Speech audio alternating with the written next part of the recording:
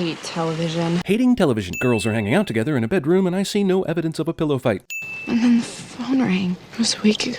Joan of Arcadia's viewing of the tape just happened to be 1 week ago today. At the precise time, the effects of watching it will give a proper demonstration of its power. 2 minutes after her friend randomly mentioned the rumor she heard about said tape. There really is a tape. Or, now get this, someone you might know might be calling you at the ungodly hour of 10 p.m. Hi, Mom. Holy it was someone she knew calling her at the ungodly hour of 10 p.m.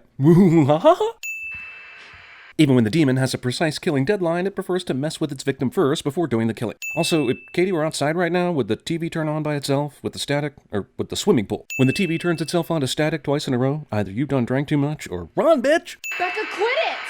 Teenager blames best friend upstairs for what is clearly an electrical or paranormal phenomenon. Ah! Wait, that's an actor without makeup or CGI to make him look evil? That's just how he naturally looks? Ah! Child in a horror movie draws disturbing things cliché. Yes, I understand, but these pictures are Aiden's way of working it out. Rachel interrupts the teacher so that the interesting information can be delivered more dramatically. I'm just saying, but Rule 6 here suggests that students in this classroom are walking at all times, as opposed to sitting at their desks listening to the teacher. Katie knew. She told me. Wait, Katie told you about this horrific videotape she watched, and she was talking about it like she knew for a fact it was going to kill her? And she told this to her 9-year-old cousin?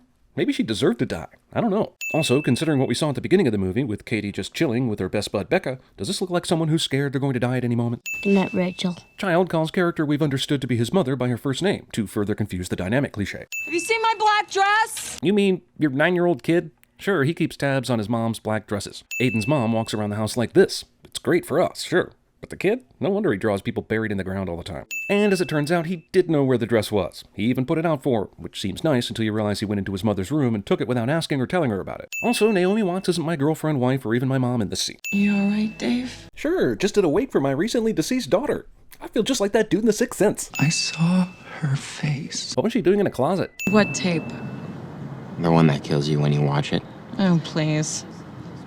What was on the tape? I agree, Rachel. This tape killer seems pretty amusing when you're at a wake for the girl who just died. Josh, is he here? Josh is dead. Information you'd think Katie's mom would have heard about through the normal course of an investigation, but nah. Concerned mother who came up here to retrieve her child will now, after the child has wandered off unattended, spend several minutes exploring the dead girl's bedroom and ignoring her child. Warped faces in a photograph definitely means evil spirits, and not, for instance, a terrible cameraman moving the camera at the time of the picture. Or Photoshop. A lot of the stuff written on this newspaper is a bunch of vague bullshit. This should be a full-blown police investigation at this point, right? You have a girl who died mysteriously, and her secret boyfriend died on the same night, as did 2 other kids. 2 kids that Adam Brody from the OC neglected to mention because it wasn't ready to be revealed in the movie yet. Also, 3 kids from the same high school died on the same night at 10 p.m., and the media doesn't turn that into a full-blown front-page story. What happened yesterday to knock these kids off the front page? Pearl Harbor? Also, did the ghost toy with the other 3 kids like it did with Katie, or did it actually kill them at precisely 10 p.m.? Because remember, Katie's mom called at 10 p.m., and she was still allowed to live another 5 minutes after that. You're fired. No, I'm not. Yes, you are. No, I'm not. I'm cooking too good a story. About a videotape that kills teenagers when they're what? Oh, I am fired, aren't I? Well, it's not a movie shot in the Seattle area unless there's a helicopter shot establishing a car driving someplace through the woods. Pick a card. Any card. Movie tries to make this minor character memorable by having him perform magic. They were in cabin 12. They didn't pay. They didn't? How the hell did they get the cabin then? I'll take cabin 12. Wait, why does she have to pay to get the cabin if this horrible business doesn't even take payment to rent the cabin in the first place? I love how the videotape killed several kids, and even if they watched it here on the campsite way before dying, they somehow had the presence of mind to return it to the backwoods cabin rental office. Ooh, that was scary, yo. Don't forget to rewind that tape, though, and return it to the office girl. These kids watched this tape in this room and then died. I should definitely watch this tape in this room like they did. Why would a horror ghost with any kind of motive make a movie like this? If you're trying to communicate to people some sort of wrongdoing, don't you make it a straightforward narrative? Kid this young walks to school by himself in downtown Seattle. Hey, I don't know you at all, but one day I will for some reason. Well, good talk. This movie is 15% shots of VHS tapes being shoved into VCRs. Roll credits. Did someone say The Ring on that tape? So, you been working a lot? The director said, eat the only red apple in this entire fruit bowl. It'll make you look like even more of an asshole. And it rhymes. Angry Ghost left a message, but made sure to do it after intended target left the building. Super curious girl who has been nothing but super curious about her niece's death and its mysterious nature somehow decides not to listen to the haunted answering machine message. Should be able to see the camera here in the reflection. The angle's straight on, but you don't. Yeah, but is it impossible this ghost director knew camera tricks? No, let me do it. Rachel hired Noah to do this stuff, even chastised him for speaking like a video geek a minute ago, but suddenly thinks she can control the video equipment better than he can. So we're gonna find out in just a second that there's actually someone using this ladder. But for f***ing what? There's no reason any asshole on this earth needs to stick a ladder here, unless they're possessed by demons and need to provide quick symbolism. Whoa, I definitely thought this chick died that first night. Why was she missing from the bedroom when Amber Tamblyn came upstairs? She'll show you. Becca, who is totally and completely screwed up after Katie's death, and I can't blame her for anything, except she plays the pronoun game, so Rachel has to ask who she is. That's all. 4 days. How the f*** do you know that? You didn't watch the tape. Does knowing someone who died because of the tape give you days until death predicting powers? Not sure about you, but if I saw a fly on my screen moving forward and back in time with the controls, but then was also able to physically pull that fly off the screen, I'd be freaking my out right about now. Also, why are you able to do this now but not earlier? Oh, hey, look! The photographer took a picture of this lighthouse at the exact same angle that the ghost shot her film. Not just content with finding important information at the library, Rachel now scours the internet to find the missing pieces. It's a great 1-2 trope combo. Props to the movie for having an entire article about equestrian here, but or whenever seems like a hugely obvious editor's note that made it into the final copy somehow. Oh my god. Rachel types something about horses and obviously sees something dramatic. So why does she now need to go into the archives and find articles about this when she certainly saw the very same stories on the internet? Copies! Excitement! Copies! You're gonna die. My cousin was 2 packs a day. Extremely prescient store clerk turns out to simply be a rude store clerk. Oh, she has a kid. I forgot. Just like she did during the last 30 minutes of a movie where she runs around all over the place without any concern for the kid. If there's one flaw in this movie, it's that it tries really hard to explain how important Katie was to Aiden long after she's gone. But before she dies, she never once mentions him. And we never see them together because the movie wanted to start off with that 5-minute creepy opening. That's totally fine, just know that relationship is pretty ill-defined. Why is this ghost Freddy Kruegering before the deadline? What a dick. What compelled this dickhead to find some random tape and watch it? No. So why did you leave this tape lying around? Why did you even keep it? And even if you were going to keep the tape, knowing what you do with its creepy power, why wouldn't you lock it up or hide that or something? I mean, you're screaming here, completely horrified this kid has seen the tape, but it's all your fault, babe, 100%. I couldn't sleep. So I found the most random VHS tape I could find and plugged it in. No big whoop. Now you get the sense that the only reason he watched the tape was so that Rachel could be sufficiently motivated to figure out how to beat it. In a weird way, endangering her son's life helps save her. Protagonist answers phone and says crazy to someone who has no idea what's going on cliché. He watched the tape.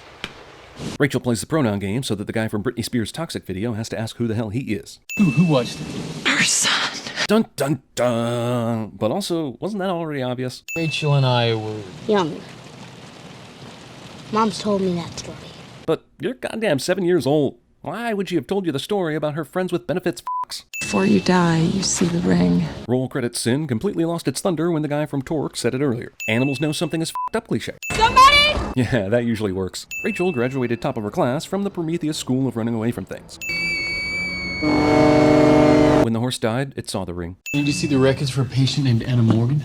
Sure thing. What do you need? Medical history? X-rays? Got a great picture of her boobs if you need it. Okay, so the guy told you the records room was downstairs, but you made the huge leap that they were in this room marked ECPH Station D. That's some super sleuthing. Well, I guess she hitched a ride out here. So, how does she hope to get back? Whenever no one answers the door at a farm, it's customary to wander around said farm like a nosy tabloid reporter. Movie has the constant need to show you what everything is in relation to that videotape. Well, it's a movie in the early aughts, so I'm guessing this old man is played by Brian Cox, who set the world record for being in everything back then.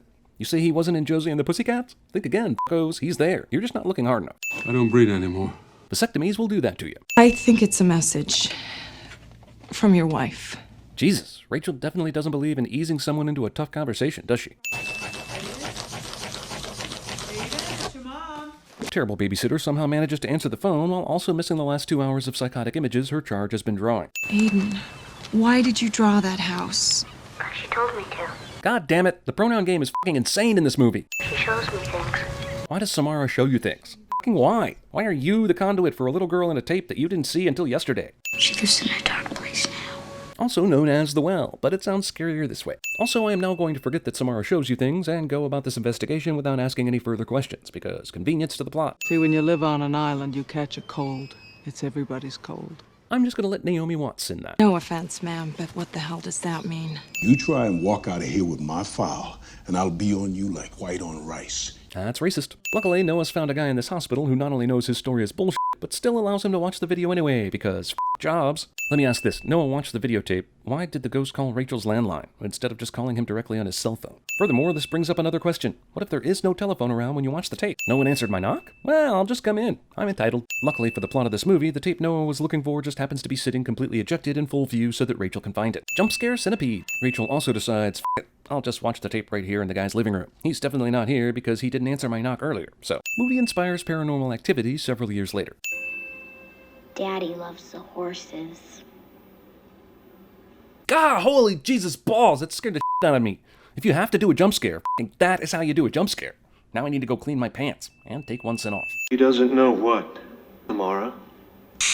Doctor turned off the camera for some reason during this extremely crucial moment. Here you see a woman run up the stairs after an insane man who just hit her over the head with a thing, because that is just what you do in such situations, I suppose. Didn't she just get hit really hard in the head? No concussion or scar or anything? This is an orgy of evidence that this kid lived in a horror kid bedroom cliche. It manages to combine the rocking horse and the music box carousel thing all into one. Rachel. I think this might be blood, so I'm gonna touch it. Oh yeah, that etching in the wood is totally exactly the same as the bruise on my arm. Shelter Mountain. Weird. I wonder what day it... Oh, thanks. Noah gets mad about the lack of clues, rips the phone out of the wall, and creates an instant clue. That's basically an accident ex machina right there, folks. Who built this shit? The same people who built the houses in Poltergeist? Hey guys, let's build a cabin completely over this old well. I mean, why not? At least baby Jessica can't get in anymore. I guess Samara couldn't do any of this shit before because, after all, there was a wooden floor built over the well. Wood is amazing at stopping paranormal activity.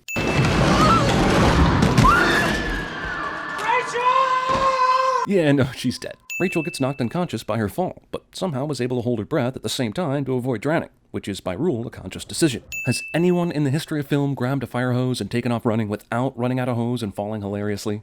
I'm being serious here, people. More no. Isn't it beautiful here, Samara? I realize you want to give the audience this information, but are you telling me Rachel fell 19 stories into a well, survived, and then had flashbacks of this memory that is not hers? Holy shit, you are saying that's what happened. Rachel saw this decomposed body as a fully preserved human being for some reason. Feel free to make your jokes about Larry King here. Wait a minute, didn't the stone lid to the well cover the opening by itself a minute ago? And didn't it take both of them pushing with all their might to get it off in the first place? Did Noah study gamma radiation with Bruce Banner? It's over. Probably not. I'll admit to completely forgetting what was going on with this little demon child within the movie, but knowing this is how he's found makes me extremely satisfied. We set her free. You helped her? God damn it, kid. If you knew this would be a bad thing, why didn't you warn your mom about it? Why didn't you explain she was evil? Apparently, any old ring will do when it comes to your inevitable death. Pick up the phone, Noah. After all, you definitely don't have a cell phone I could call you on during this emergency.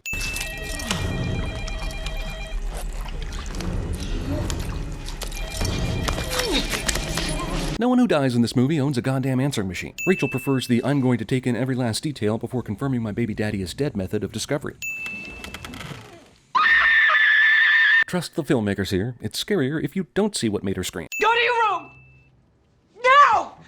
Was there no babysitter here? I mean, Jesus. Isn't this kid way too young to be a latchkey child? How the did she suddenly sense there was another videotape nearby? What about the person we show it to?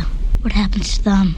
Samara basically invented the first successful chain letter with this f***ing video. Also, since when did Samara, from the grave, enter images onto a VHS tape and hope for someone to watch it one day, and hope for someone to catch all these clues before 7 days were up, and figure out they needed to copy the tape to live, and, I mean, damn, that is a lot of work for a dead girl. The movie ends on an editing-based jump scare. The guy who would bring you Pirates of the Caribbean next year. Of course.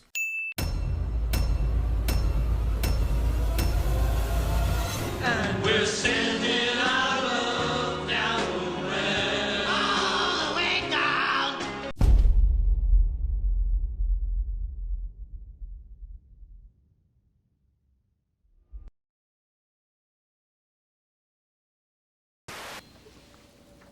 Seven days.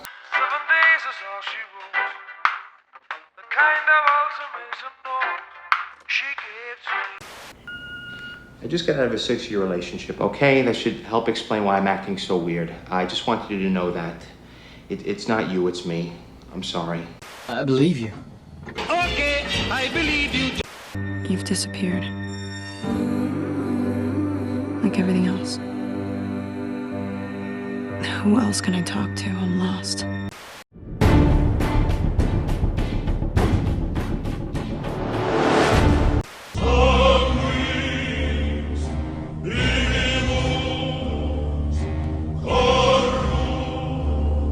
First, take a big step back and literally f your own face!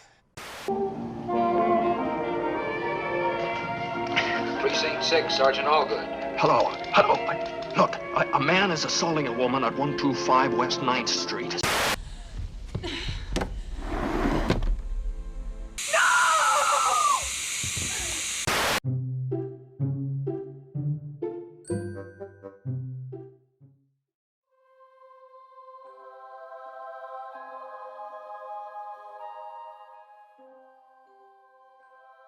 The future is a butt that farts horror. This is the story of a cat who lives with a young woman in a trailer park not too many years from now. The young woman is named Zoe Ash, and her cat smells like a dumpster behind a seafood restaurant on a hot summer day. One day, a little hologram man tells Zoe that some bad men are coming to kill her. These men can do magic using technology because it is the future and such things are possible. Zoe and her smelly cat must travel to a strange land called Utah, in which many people are dying in exotic and gruesome ways. Now, I don't want to spoil too much of the story, so let's just say that things only get weirder from there. Will Zoe find a way to save mankind from itself? And will she do it in time to be back at work for her Monday morning shift at the cafe? Or will both Zoe and her cat be horribly murdered by cyborgs? You will have to buy this book to find out. Futuristic Violence and Fancy Suits, a novel by New York Times best-selling author David Wong. You can find it wherever books like this are sold, or just go to futuristicviolence.com and order it that way. It's even available as an audiobook if you think reading is stupid. The book has been called subtly brilliant by Publishers Weekly, and Booklist calls it explosive, smart, and witty. Futuristic Violence and Fancy Suits is an adventure suitable for all ages, except for children who will be traumatized.